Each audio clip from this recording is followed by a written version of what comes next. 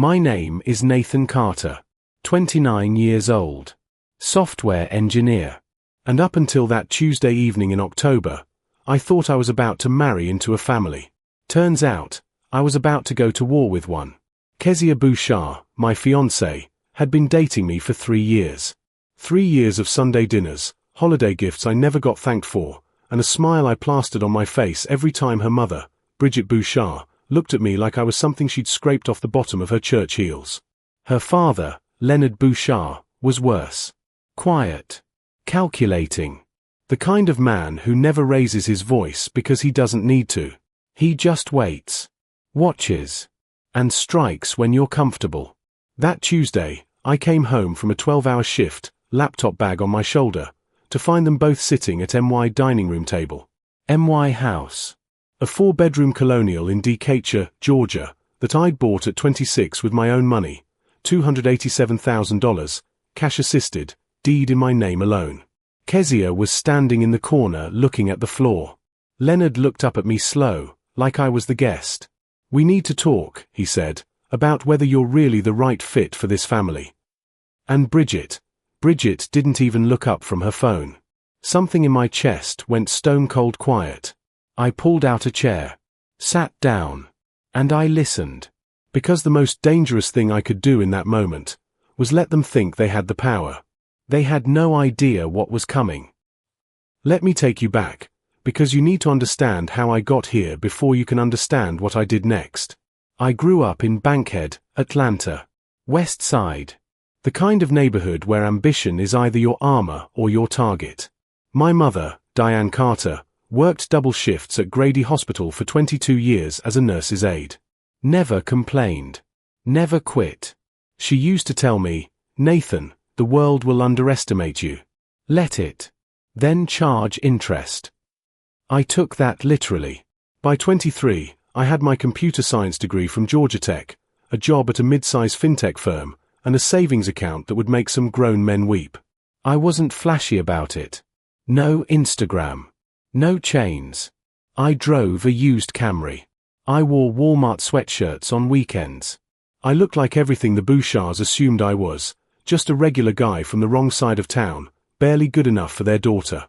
That was my first mistake, letting them assume. I met Kzia at a conference in 2020. She was brilliant, funny, warm. A graphic designer who lit up every room she walked into. I fell for her fast and hard. She never cared about my money. That part was real. But her family? Leonard was a retired city planner. Bridget sold real estate part-time and spent the rest of her time performing wealth she didn't fully have. They lived in a rented townhouse in Stone Mountain, drove leased cars, and wore designer labels like war paint. When I bought my house, I told Kzia quietly. She was proud. But I asked her not to make a big deal of it around her parents. That was my second mistake, protecting people who never protected me. Because somewhere in those 3 years, the Bouchards decided I wasn't enough. And they were about to say it out loud.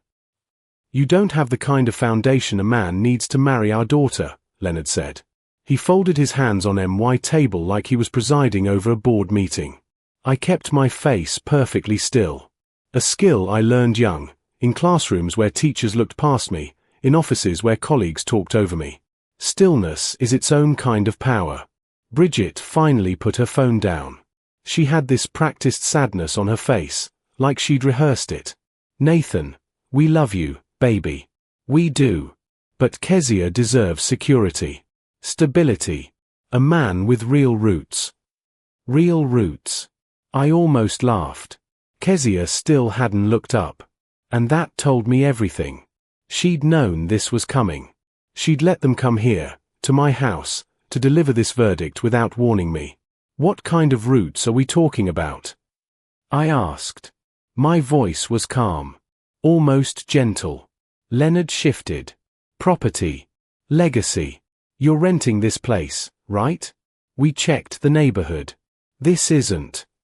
"You checked?" "We made some inquiries." I nodded slowly. They'd made inquiries. They'd talked to neighbors, maybe driven around. But they hadn't pulled the actual deed. Because if they had, this conversation would have gone very differently. Nathan, Bridget continued, leaning forward, we think maybe you and Kzia should take a step back. A long break. Figure out if you're really ready for this level of commitment. I looked at Kzia. Is this what you want? She finally looked up. Her eyes were wet. I just think, maybe they have a point. That was the crack. Right there. 3 years. An engagement ring. And she folded like paper. Okay, I said quietly. Then I think you all should leave. Leonard stood up. Actually, he started. And Bridget said the words that sealed every single one of their fates. No, Nathan. Maybe you should leave. You don't belong here anyway. I left. Not because they had the right to make me, but because I needed air and a clear head, and because I absolutely knew, that if I stayed in that room one more second, I would say something that would ruin my advantage. See, in chess, the amateur reacts. The master repositions. I drove to my boy Damon's place across town. Damon Reeves, my college roommate, my brother in every way that counts. He opened the door, took one look at my face, and said, "Sit down. I'll get the Hennessy." I told him everything. He listened without interrupting, which is rare for Damon. When I finished, he set his glass down very carefully. They said you should leave. From your house. Yep. And Kzia said they had a point. Damon was quiet for a long moment. Then, Nathan, do they know you own that house? No. The silence stretched between us like a held breath. Then Damon started smiling, slow, disbelieving, like he couldn't wrap his head around it. Brother, he said, do you understand what just happened? They handed you everything. I pulled out my phone, opened my email, found the contact for my attorney, Aaron Washington, Esquire D. Cacher's best real estate and property law specialist. We'd worked together on the purchase. He owed me nothing, but he respected me completely. I typed one line. Aaron, I need to start eviction proceedings on my property. Occupants have been formally asked to leave and have indicated they will not. Advise on next steps. I hit send. Then I ordered pizza, because I hadn't eaten since noon, and I was going to need my strength. The storm was just beginning. Aaron called me at 7:43 the next morning. Nathan, talk to me. Are these occupants on any lease agreement? Any written or verbal arrangement? No lease. No rent agreement. No formal permission. They've been in my home for approximately 6 hours and have explicitly told me to leave my own property. Aaron exhaled. Beautiful. Okay, here's your situation. What Aaron explained next was surgical. Under Georgia law, since the Bouchards had never entered into any rental agreement, they were classified as unlawful detainers, trespassers with the social cover of being future in-laws. The eviction process, once filed, would give them 30 days to vacate. If they refused, a writ of possession would authorize the county sheriff to physically remove them. How long does this take if they fight it? I asked. They won't fight it. Once they see who owns that property, they'll know they have no ground. But if they're stupid enough to contest, 60 days, maybe less. You want me to file today? I thought about Kzia. I'd loved her. Part of me still did. And this would blow everything apart. There'd be no putting this back together. But then I heard Bridget's voice in my head, you don't belong here anyway. And I thought about my mother, Diane Carter, working doubles, telling me to charge interest. File it, Aaron. Done. One more thing, I'm going to send a process server to deliver papers directly. Is there a time the Bouchards are likely to be at the property? I knew their routine. Leonard went to his old city planning friend's poker game every Thursday afternoon. Bridget hosted a prayer circle on Thursday mornings. Both would be there by Thursday evening. Thursday, I said. Around 6 o'clock.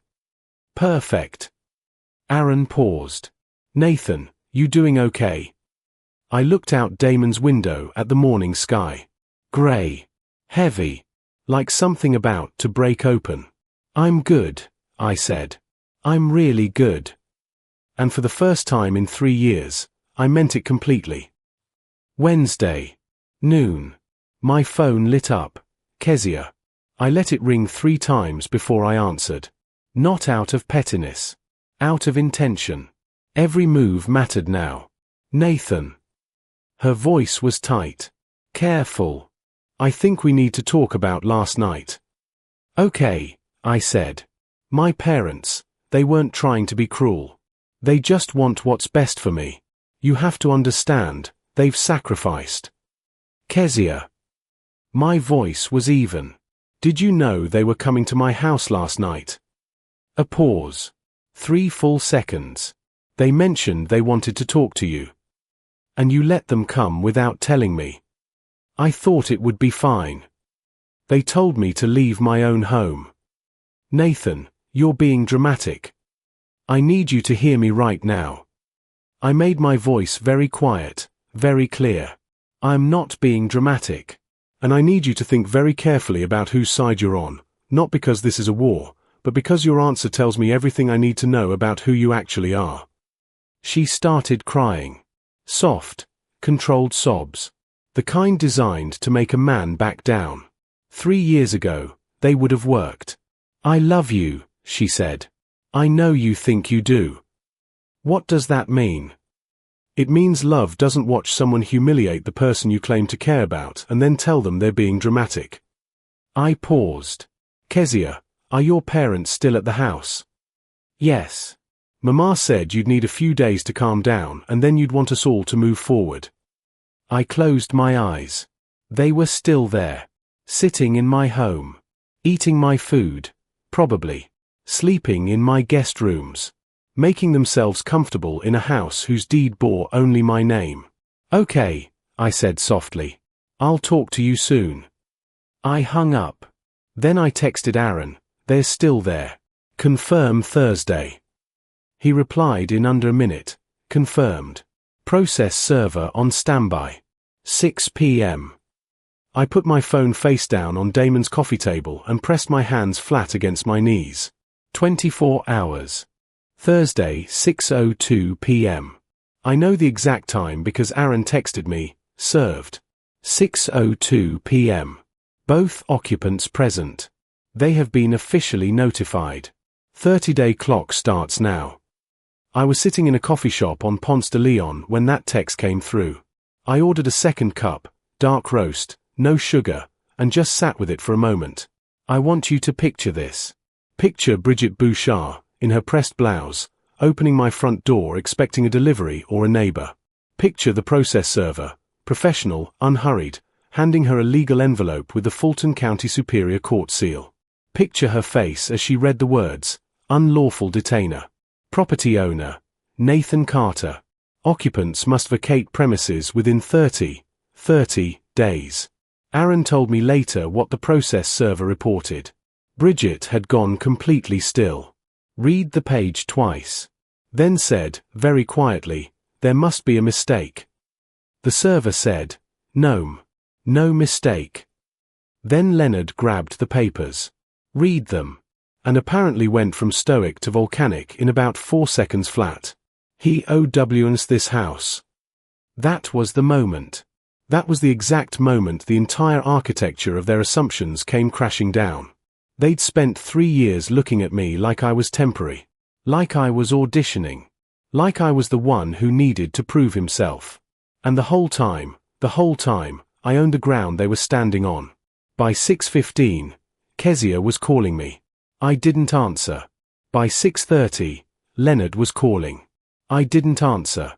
By 7 o'clock, Bridget left a voicemail. I saved that voicemail. I still have it. Not for revenge. Just to remind myself of what entitlement sounds like when it's finally cornered. The 30-day clock ticked forward. I'm going to tell you exactly what Bridget said, because you need to hear it. Nathan. This is Bridget. I don't know what kind of game you're playing, but you need to call these lawyers off right now. We are family. Or we were supposed to be.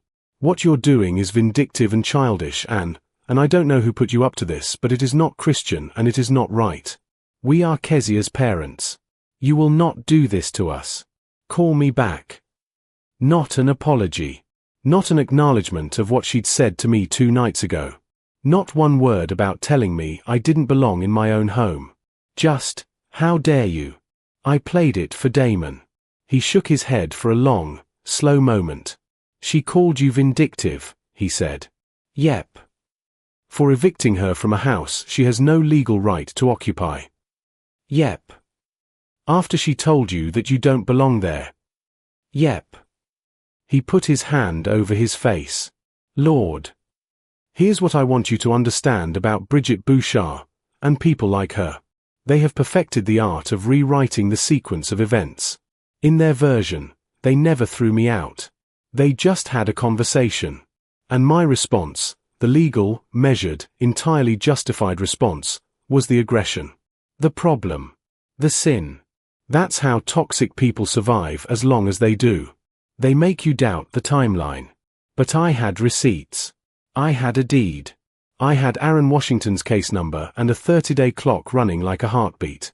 I called Damon's cousin, Tanya, who was a licensed therapist and had helped me process a lot during those 3 years.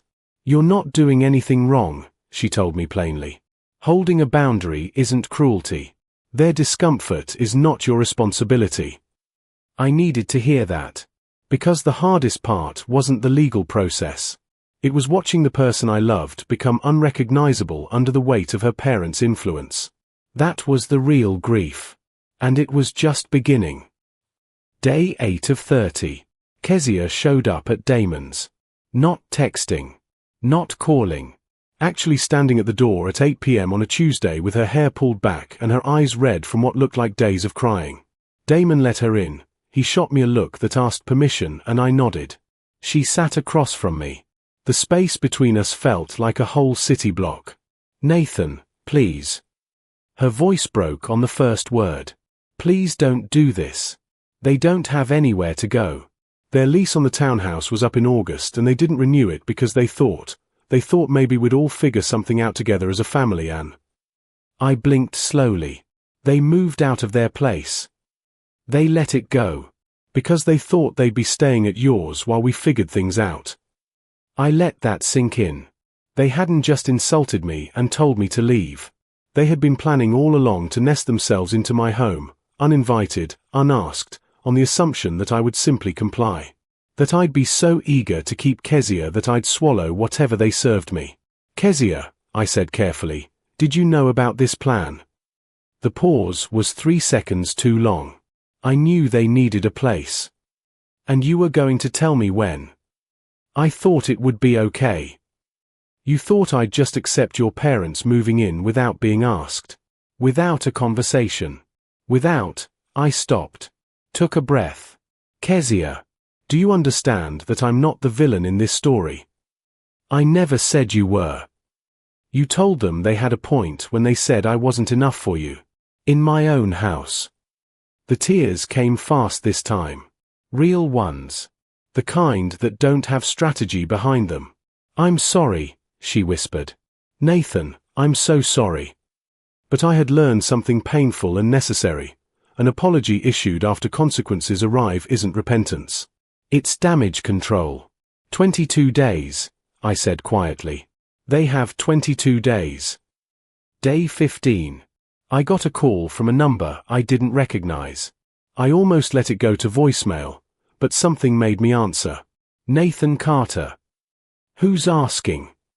My name is Pastor Gregory Elms. I'm the senior pastor at Greater Faith Tabernacle, the Bouchard family's church. I was hoping we could meet. Perhaps find a peaceful resolution here. I almost had to admire it. Leonard had sent a pastor. A negotiator in a collar. This was the kind of move that assumes the other party has something to feel guilty about. I agreed to meet. Not because I was wavering. Because I wanted to look Leonard in the eyes, even through a proxy. We met at a diner in Lithonia the next afternoon. Pastor Elms was a heavy-set man in his 60s with kind eyes and a politician's handshake.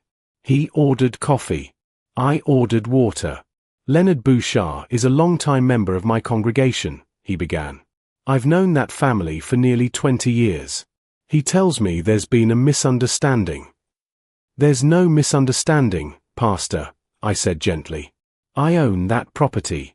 I was told I didn't belong there by people who had no legal right to be there. I filed accordingly. The paperwork is clean. Aaron Washington is handling it. Pastor Elms knew Aaron's name. I could see the recognition shift something in his posture. Is there nothing that could resolve this without the courts? What would Leonard like me to do? He's asking for more time. Perhaps 3 months. To find suitable. The law gives 30 days, I said. I'm not adding to it. I left a $10 bill on the table for my water and stood up. Tell Leonard, I said, that I genuinely wish them well. But they made their choice about what kind of people they are. I'm simply making mine.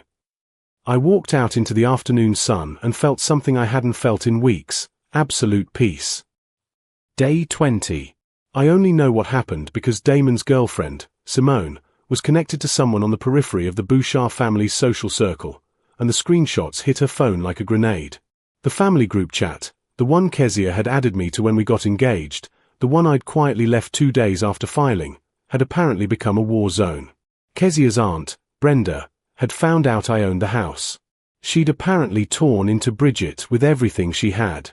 You told that man to leave his own home? Bridget, what is wrong with you? Bridget fired back, defending herself. Leonard went silent, which Brenda apparently read as guilt. Then came the twist nobody saw coming. Kzia's younger brother, Jerry, 24, quiet, the one family member who'd always been decent to me, posted in the chat, "For the record, Nathan told me 6 months ago he owned that house. I just thought you all knew. My bad." Jerry knew. Jerry had known for 6 months. Which meant Leonard and Bridget had known too, or had chosen, willfully, not to find out. Because finding out the truth would have required them to see me clearly. And seeing me clearly would have demolished the story they'd built. The story where I was temporary. Replaceable. Not enough. Simone texted me a screenshot with just one message under it. "Your name is going crazy in this chat, bro." I put my phone down and laughed for the first time in 3 weeks. A real, full laugh. The kind that comes from your gut. Because here's what I knew, the truth was doing its work without me lifting a finger. I didn't have to destroy anyone. I just had to stay standing while they destroyed themselves. 9 days left. Day 29. A Saturday. October in Georgia. And it was raining. I'm not superstitious. I don't believe in signs. But I want you to know the sky opened up at approximately 10 a.m. that morning like something had been waiting for this exact moment to make its feelings known. I didn't go to the house. I didn't need to perform anything. Aaron's office had confirmed through the process server that the Bouchards were in compliance. They'd arranged a U-Haul. They were moving out voluntarily 1 day ahead of the deadline. But Damon drove by. Because Damon is Damon. He called me from his car, voice low like he was narrating a nature documentary. "Nathan. Brother. It is pouring. And these people are out here loading a U-Haul in the rain." I didn't say anything. Leonard is standing there in a soaked button-down directing movers. Bridget is sitting in the passenger seat of a Kia. I don't even know whose Kia, not helping. Just sitting there. "How does she look?" I asked. Damon paused. Like somebody finally told her no for the first time in 40 years. I sat with that for a moment. "And Kzia?" I asked. Quieter. "She's there. Standing in the driveway. Not loading anything. Just standing." I closed my eyes. I thought about who she was when I met her. Who I thought she could be. Who she chose not to be when it counted. "Okay," I said. "Come get me. We're going for breakfast." Real talk? That's it? No big moment. "Damon," I said, "I've been building to this for a month. I don't need a big moment. The rain is the moment." He laughed. I heard him pull away from the curb. The house was mine again. It's been 4 months since that Saturday in the rain. Aaron officially closed the file.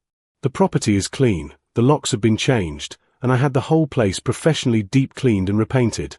Not because it needed it, but because I needed the space to feel like mine again in every sense. Kzia and I are not together. I know some of you wanted a different ending.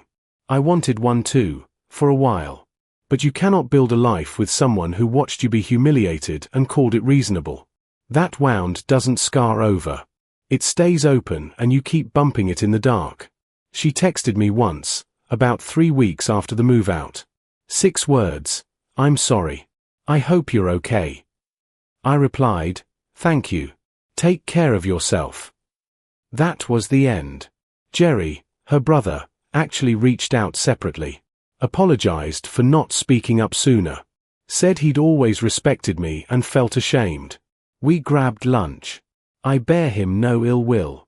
He was caught in the same machine his parents built, just trying to survive it.